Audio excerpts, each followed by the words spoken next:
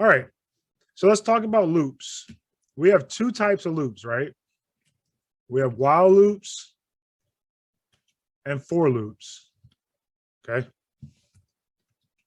While loops are really good for conditions. So while X is greater than 10, do this. Conditions and unknown number of loops. Right? We don't know how many times we want to loop. Okay. Based on a condition. So if the condition is false, we stop. If the condition is true, we keep going. Okay.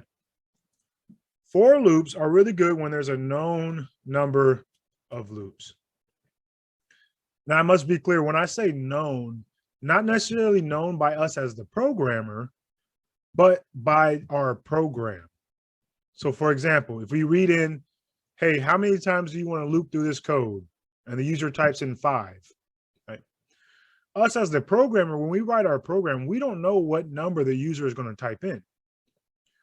But when they type in a number, that is a set number, and the number of times we want our program to loop is known at that point by our program.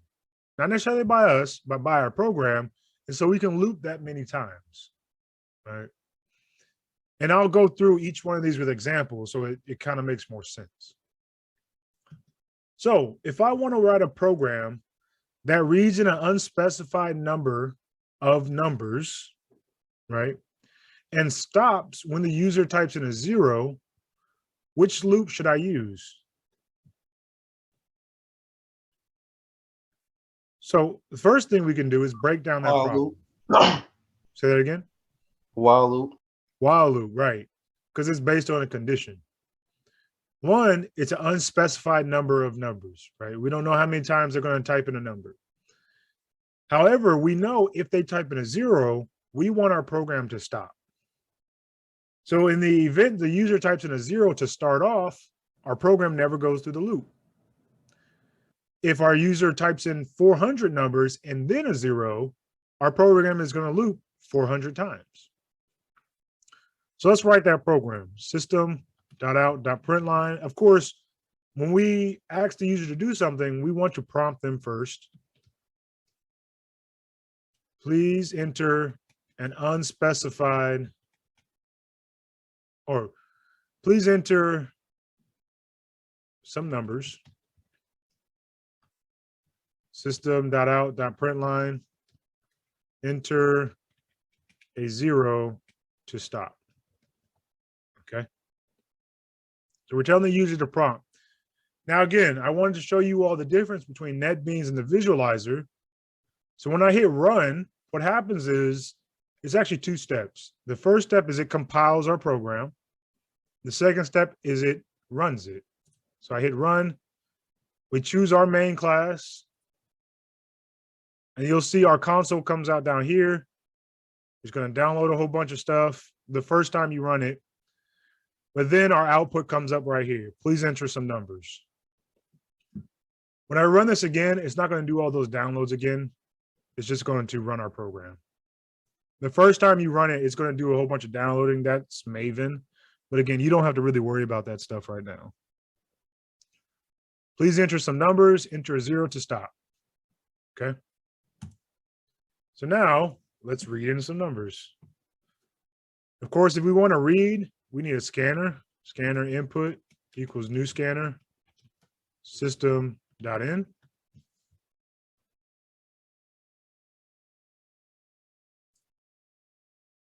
And you see we have an error right here, right? That's because it can't find the symbol, meaning we haven't imported our scanner. Of course, before we would go import java.util.scanner. No problem, right? Control Z is undo. Instead of doing that, you can click over here, add import to java.util.scanner. Right. Control Z one more time. There's another shortcut as well in NetBeans. If I just hit Control Shift I, Control Shift I imports what hasn't been imported yet, basically. If you cannot find the symbol That means you haven't imported it yet, or you misspelled it, one of the two. If I hit Control-Shift-I, that's a shortcut for NetBeans to import. Good.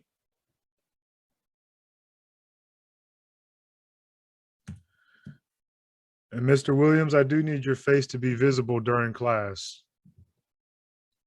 We will be marked absent.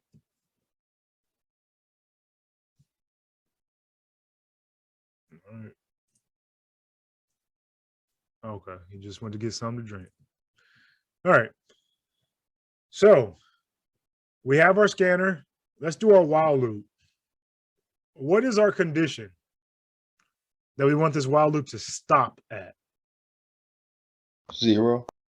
0, right? So let's do user input. So int input. I can't use input. I already did that. Int user input. I'm going to turn that off. Equals integer.parseInt input.next line. And because this is programming too, I'm going to switch this up. Instead of scanner input, I'm going to do scanner console. All right, I'm just going to name my scanner console. Just so I can teach you all that the name of your variables do not matter. It matters for your context. Of course, I want it to be relevant to what it's doing, but you can name it whatever you want. Just like I named this user input. I could have named this something else. Make sure your names are relevant. I will take off for irrelevant naming.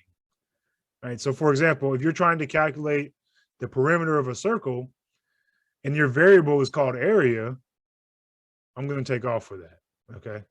The naming of your variables are important, as well as the structure and format of your program. So for example, when you do name something, the first word is lowercase, the second word is capitalized. That's called camel case. All right. I will take off if that is not the case in your program. I will take off when you have brackets and your indentations are off. All right. So make sure that you are cognizant of those minor details. They are important, especially as you all go forward in your careers.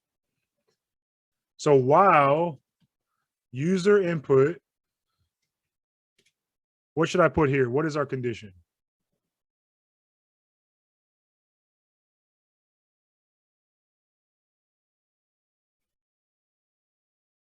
We don't want it to equal 0, right? So while user input doesn't equal 0. All right. So again, this is not equal. Whenever you see the exclamation point, that's not. All right. Not equal. Okay. And you can apply that to, you can do this. So user input, while user input equals 0, surround that with parentheses and put a not there. It's a different way of doing it. It's a little bit more confusing though, because we want it to not equal. There's a specific way of doing that. While user input doesn't equal 0. All right. And let's sum up these numbers. Int sum equals 0. I'm going to do a max as well. Int max equals integer dot min value. Why do I do min value? Because that is the minimum possible value in Java. It's like -4 billion or something like that. It might be even more than that. I don't know the exact number off the top of my head. But hopefully, whatever the user types in, whatever the smallest number is going to be greater than this. And then we can just keep checking it from there. If the old max is less than the new number that we just read in, max equals that new number. And I'll show you that in a second. So let's sum up these numbers and determine what the maximum number is. We can also do the minimum as well. Int min equals integer dot max value. So the min, instead of doing the min value, I'm gonna do the max value. I want it to be the biggest number possible so that anything less than it, we can set it equal to. All right. So while user input doesn't equal 0, we go in here, sum plus equal user input. Again, this is the same thing as saying sum equals sum plus user input, right? In Java, it always evaluates the right side of the equation first and stores it on the left side. Evaluate right side, store on left. And that's consistent across most programming languages. Compute the right side, store on the left, right? Evaluate this, whatever the statement is over here, store it on the left side of the equal sign. Shortcut of this statement is plus equal, right? It takes whatever's on the right side and adds it to the left side, whatever the value is on the left side. So now we'd say if, our favorite statements, if user input greater than max, meaning it's greater than our old max, we want to set max equal to user input. All right. Then we do the same thing for the min. If user input less than min, min equals user input. And see, another nice feature of NetBeans is when you misspell something, it underlines it for you, saying cannot find the symbol. Well, I know what my issue is. I didn't capitalize that I, and now that error goes away. All right. Why did I just use a standard if statement here instead of an else if?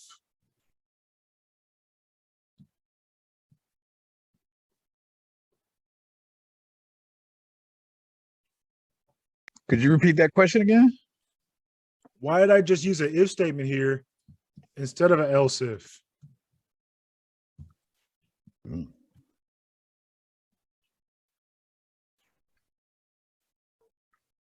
With an else if, it's one or the other.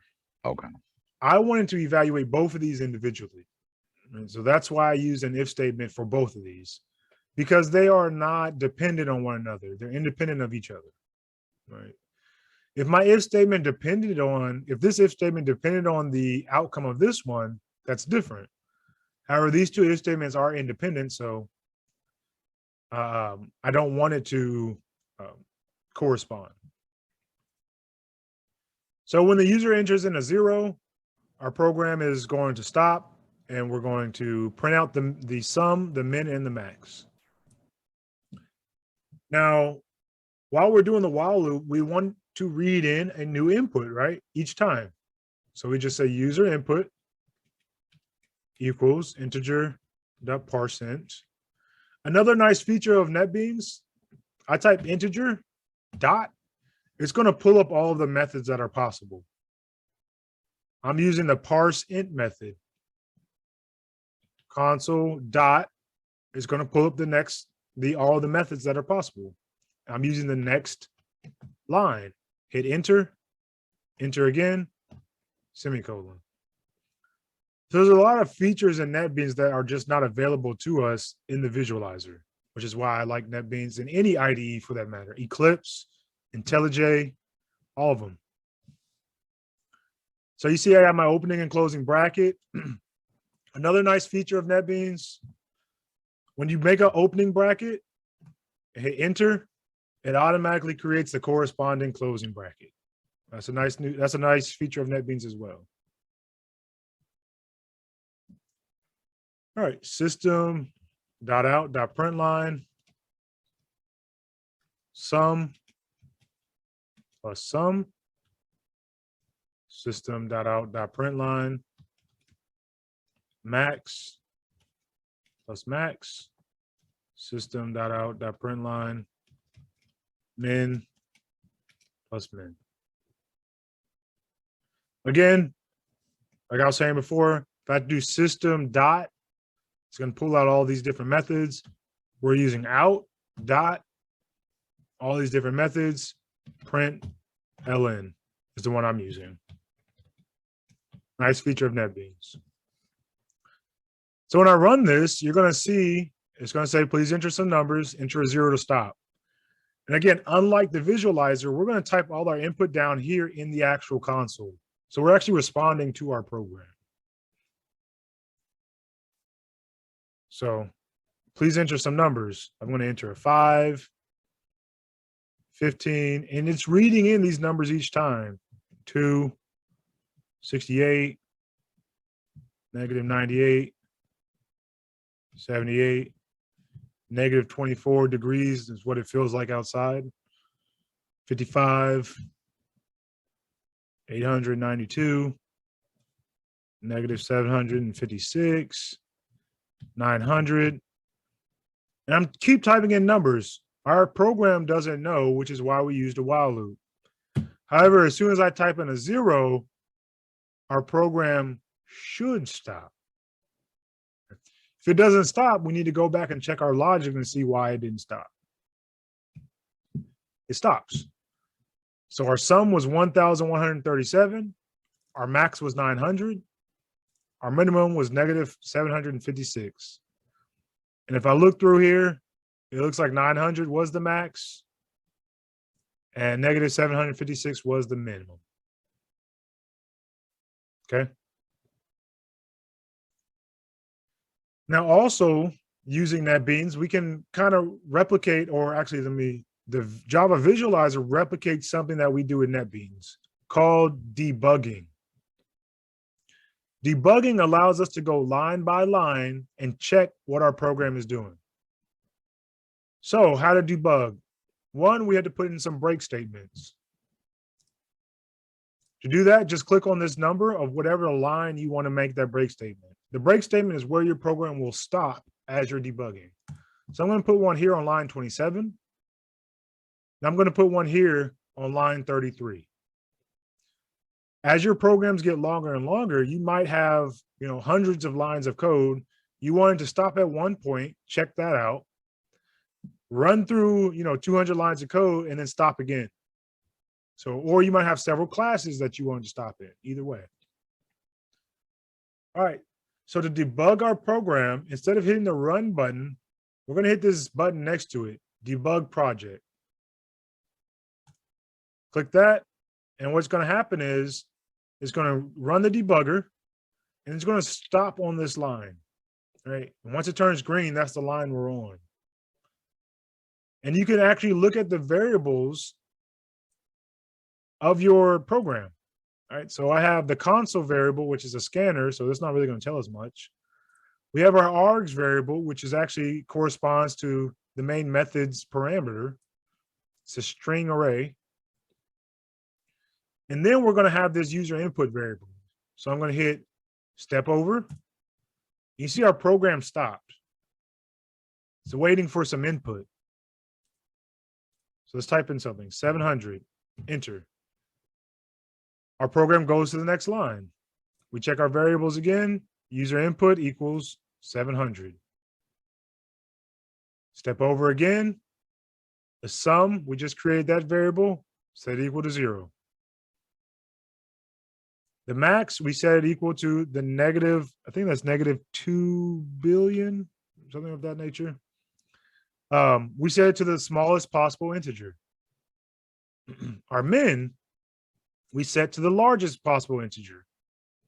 Okay. We check our while loop. User input doesn't equal 0. User input is 700, so that should be good. That's true. Sum plus equal user input. Sum now equals 700. If user input is greater than max, so this is why we made max the smallest possible number, because hopefully any user input that the user types in is going to be greater than that smallest number. So at the very least, at least one of these numbers the user types in will replace the value of max. That's true. If user input is smaller than min, 700 is smaller than 2 billion. So we're going to go in there, change that value.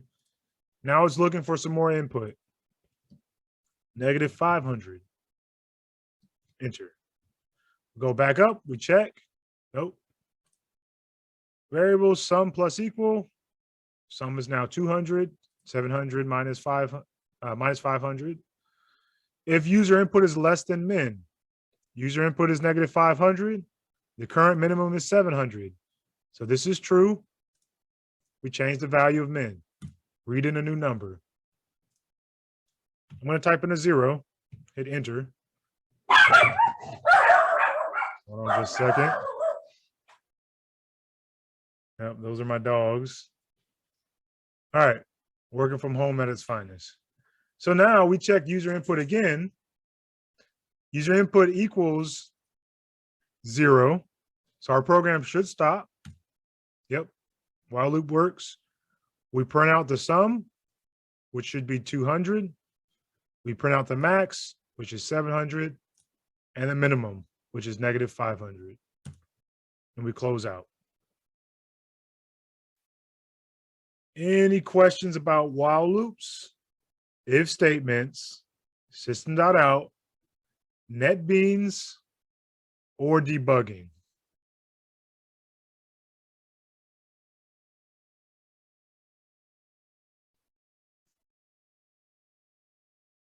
No, sir. No one else? Krishan, Benjamin? I'm good.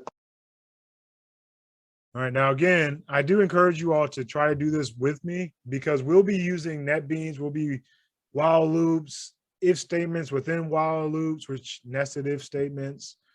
We'll be doing switches, we'll be doing for loops, all of these things, debugging throughout the entire semester. So make sure you all understand this real, you get this real good because we'll be using this all semester.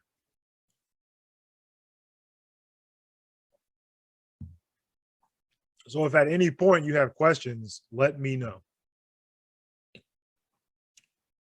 All right.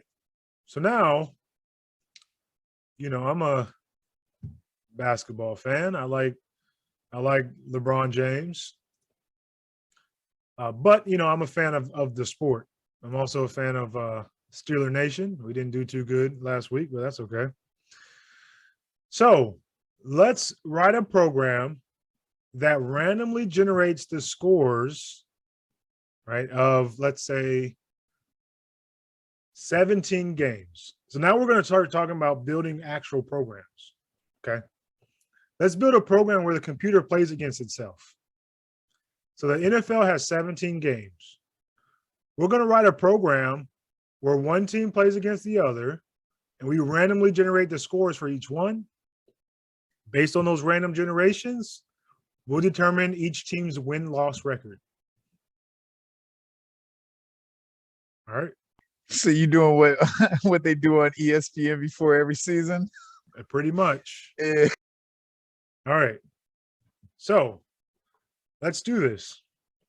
First thing we need to do is have, like I said, I'm a Steelers fan. So int Steelers W's equals 0. Int Steelers losses equals 0. It's 500 record. I love it. We barely got over that this season. All right. Int opponent, I don't care who the opponent is. Opponent wins equals 0. Int opponent losses equals 0 as well. Right, so we're starting off 0, 0. Okay. So we know there are 17 games. So we want to loop 17 times. Right. So of course we could do this with a while loop. Anything you do with a for loop, you can do with a while loop. So int I equals 0. While I is less than 17, do our work. And of course, at the end of this, we have to increment I each time, or it'll run indefinitely because I will never change its value. So if we want to loop through 17, why did I put less than 17?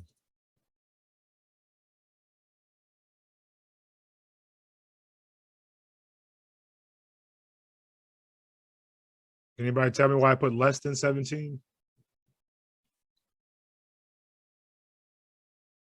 Because I starts at 0, which in programming, we always want to start at 0.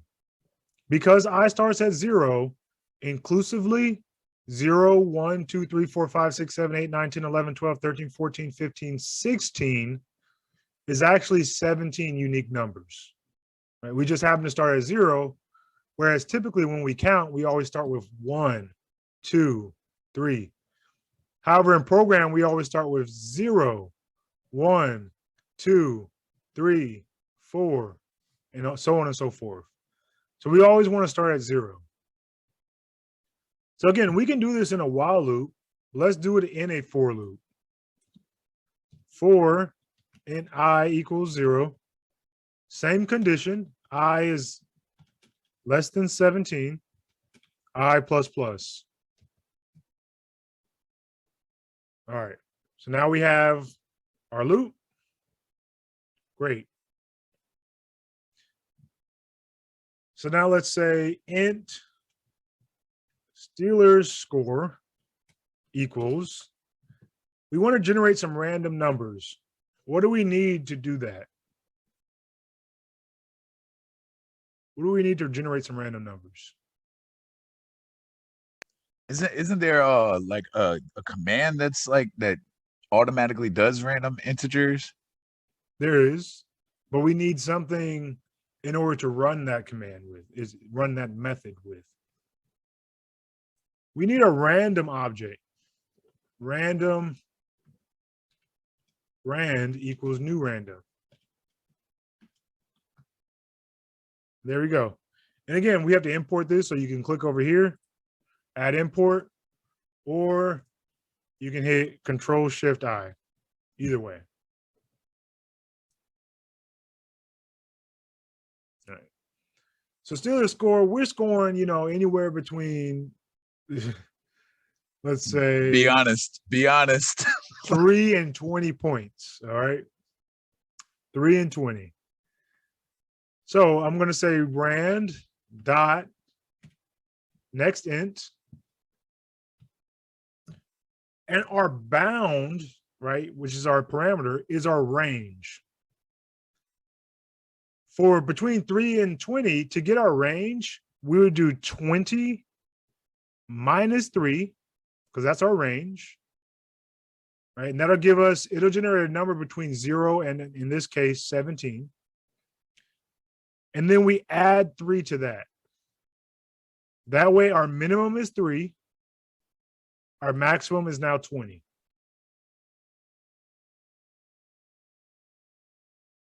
All right. Same thing for the opponent score. Int opponent score equals rand.next int. Now their opponents are scoring a lot, so I'm going to put them between 42 and 3 plus 3. And so the fact that we came out with a winning record is amazing. Now let's check. If Steelers score greater than opponent score, right, that means the Steelers win. Steelers W plus plus, the opponent L plus plus. They lost. All right. So their record would be, Steelers would be 1 and 0. The opponent would be 0 and 1. Else, if Steelers score less than opponent score, all right, Steelers lose. Steelers L plus plus, opponent L plus plus. I mean, opponent win plus plus.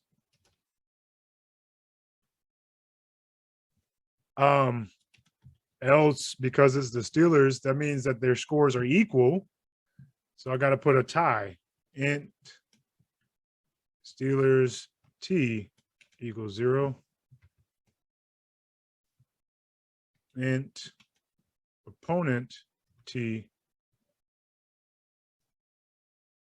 equals 0. If they tied, then they both get a tie.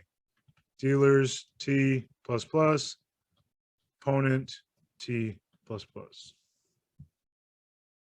Again, if this is not making sense to you all at this point, please stop me and ask questions. Okay. All right.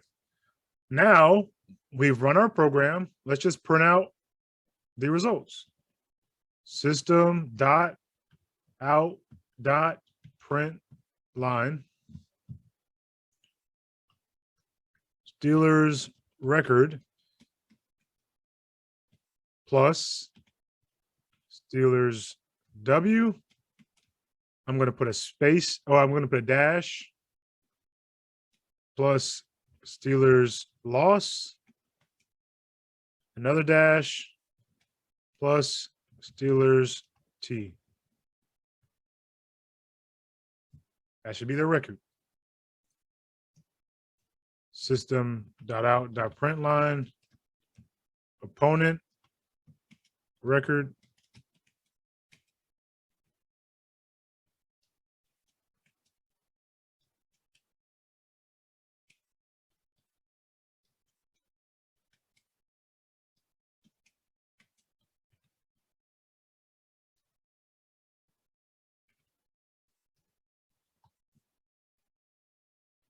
And there we go.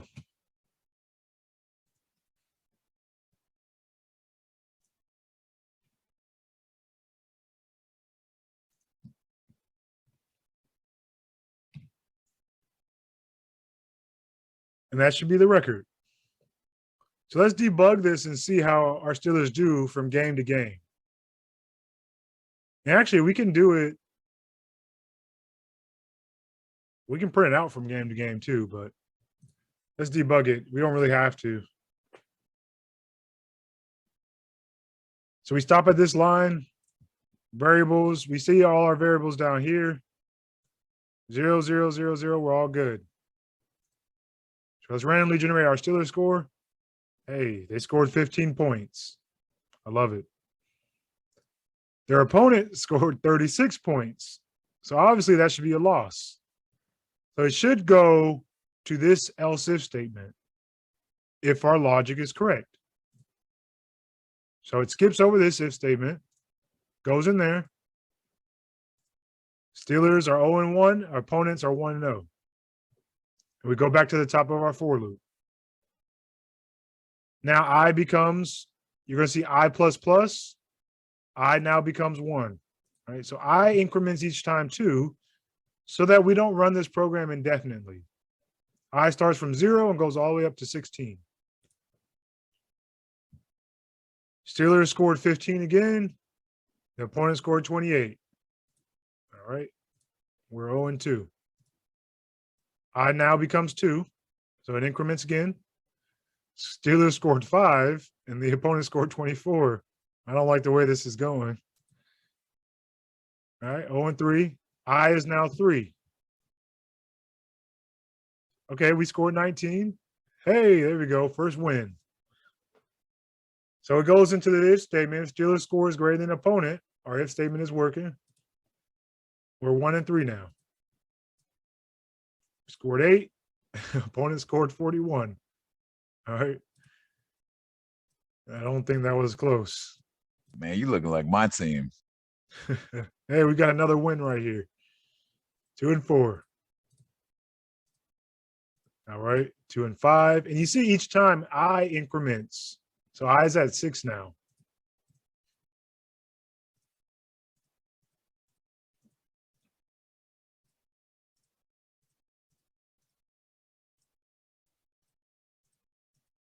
Goodness gracious, they are getting smoked.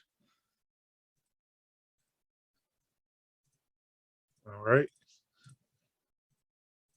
I is now at 11. I is 12.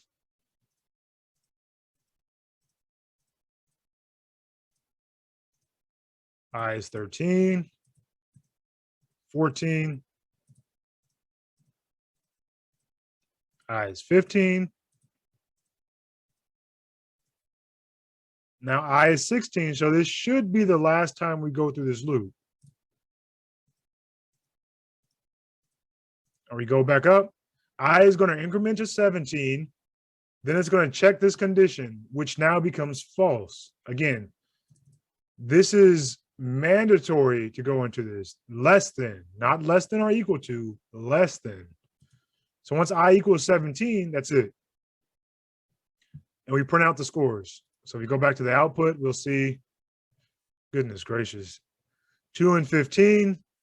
The opponents were 15 and 2. And we end. Any questions? Yeah, just one. You said for the random rand equals new random. You said something like, is that like the scanner?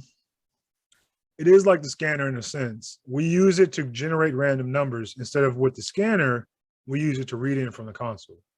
Okay, so I don't need to put anything up like in the beginning like I did for the scanners and everything. It's just let me. Yeah, I got you.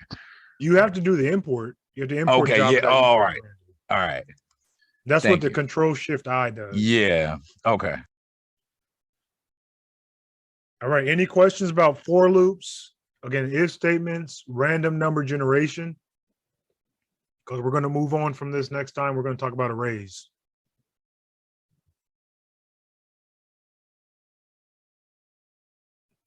All right. If there's no questions, then I'll see you on Monday.